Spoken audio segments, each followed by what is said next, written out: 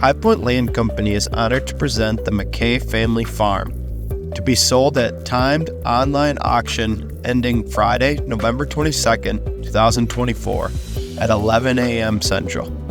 This highly sought-after tillable farm, just north of Madelia, located on the Brown and Watonwan County line, sits these two tremendous parcels totaling 139.58 more or less acres. Boasting many of the highly desirable soils in the region, these well-maintained farms have been an excellent producer and will continue to be for generations to come. This productive land is being offered free from lease for the 2025 growing season. With many tenants interested in expanding their operation locally, this property could either be owner-operated or rented to a local tenant, providing a solid ROI.